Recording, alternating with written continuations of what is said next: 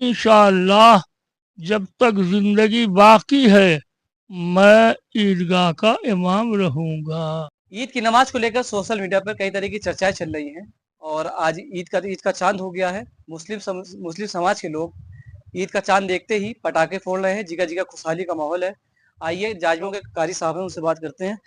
जी, अपना परिचय दीजिए। मैं इमाम ईदगाह मुफ्ती मोहम्मद हसीब अख्तर शाहिदी शेखुल हदीस दारुल उलूम शाह आला कुदरतिया व खतीब व इमाम मस्जिद कुमरी शाह आपसे मुखातब है।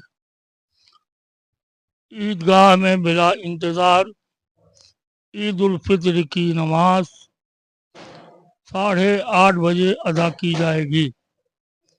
अल्लाह का शुक्र एहसान है कि 29 का चांद रूयत आमा के तौर पर हुई है। हम सऊदिया के ऐलान के पाबंद नहीं हैं, बल्कि हम शरीयत के मुताबिक जो हुक्म है उसके पाबंद हैं। शरीयत में हुक्म ये है, अगर 29 का चांद हो जाए तो आप रोज़ा रखना बंद कर दें और शव्वाल का महीना शुरू हो जाएगा। और अगर 29 का चांद दिखे ना तो आप 30 दिन पूरा कीजिए, उसके बाद रोज़ा तोड़ दीजिए। जैसा कि ईद की नमाज को लेकर प्रशासन और शासन की गाइडलाइन है, कोई सड़क पर नमाज नहीं पड़ेगा। जहाँ तक मामला है ईद उल फित्र की नमाज या बकरीद की नमाज सड़कों पे अदा करें तो सड़क पे अदा करने का ऐलान न इमाम ईदगाह करता है और न ही ईदगाह कमेटी के अफराद, बल्कि इमाम तो नमाज पढ़ाता है। ईदगाह में भर गई तो अगर जगह नहीं रही तो वो कहाँ जाएगा, लोग अपने मनमानी खड़े हो जाते हैं। ये तो प्रशासन का काम है कि इंतजाम इंसराम करे। जैसा कि इस बार कई सारे उलमाओं ने एक सवाल खड़ा किया है कि ईदगाह की जो नमाज होती है वो ईदगाह में होनी चाहिए और जो मस्जिद में होती है उसको कुछ अलग बताया है। हमारा मसनून तरीका ये है कि ईदगाह में ईद और बकरीद की नमाज अदा की जाए। ज़रूरत के मुताबिक अगर कोई सूरत नहीं बन रही है तो मस्जिदों में भी नमाज अदा की जा सकती है। जैसा कि शहर में भी कई शहर काजी ने बोला है कि जैसे दो दो शिफ्टों में नमाज होगी। क्या ऐसा जाजमों में कुछ है?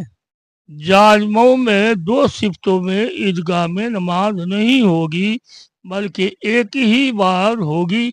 हमेशा एक बार हुई है, वैसे ही इंशाअल्लाह इस बार भी रहेगी।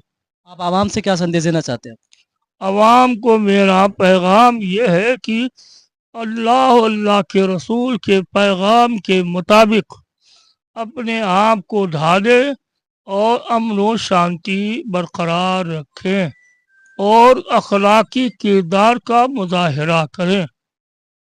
इससे ज़्यादा खुशी का दिन और क्या होगा कि रमज़ान शरीफ में रोज़ा रखा, इफ्तार किया, सहरी किया, तिलावत कुरान किया और तरावी पढ़ी। अल्लाह की नेमतें आपने खूब खूब बटोरी।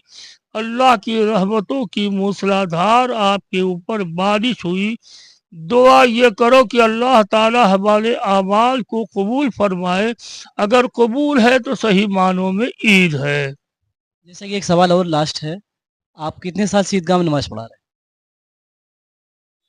मेरा जहाँ तक ख्याल पहुँचता है कि मौलाना गुलाम मुस्तफ़ा साहब वारसी के इंतकाल के बाद मैं ही मुंतखब हुआ हूँ और अब तक इंतखाब मेरा ही है। और इंशाअल्लाह जब तक जिंदगी बाकी है मैं ईदगाह का इमाम रहूंगा। हैं?